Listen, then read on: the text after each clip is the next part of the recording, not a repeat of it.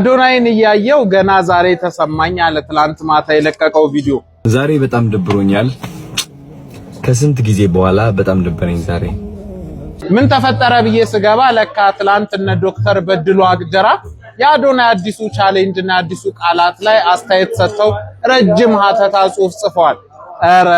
ኧረ ዶክተር በድሉ እረፍ እንጂ አረጋጋው እንጂ ስንት በጎ ስራዎች ሲሰሩ አስተያየት ሳሰጥ ይሄ ልጅም በራሱ ህይወት ኤክስፐሪመንት አድርጎ እንደዛ ከነበረበት የተስፋ መቁረጥና ምናምን ህይወት ውስጥ ወጥቶ ለውጥ ሲያመጣ ተወሱንም በቅርብ በጣም ብዙ ጥሩ ነገሮች ሲሰራ አንዱን ጉዳይ ላይ አስተያየት ሳትሰጥ ቲክቶክ ታይም እንዳንል ይሄው እየተከታተልክ እንደምትል ገልጸህልናል። ከዛ አሁን አንዷ ቃል ላይ አተኩረ መፈናፈኛ ሳጥቶ ትውልድን አንድ ስህተቱን እየፈለጉ ከማጥሩ ነገር ውስጥ አንድ ስህተትን እየፈለጉ ለዛውም ስግጥ ፈምስ የሚለው ቃል ስህተት ነው ብያላ አስብም የኮንቴክስት ጉዳይ ነው። ቃሉን አተረጓጎሙ ግን ጥምድ አድርጎ በቃ እየተከታተሉ ስህተት ሲኖር መናገር ምን ነው?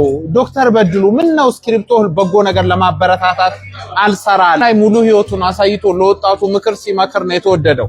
ዶክተር በድሉ እንተዋወቅ የለ እንዴ መድረክ ላይ መጣችሁ አስተያየት ለመስጠት እንኳን አበል ከሌለው እኮ አትመጡም። እና ተውት እናንተ የራሳችሁን ህይወት ኑሩ።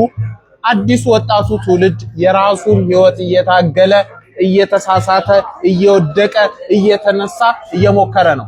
ተውት ዶክተር በድሉ ተውት፣ የራሳችሁን ህይወት ኑሩ።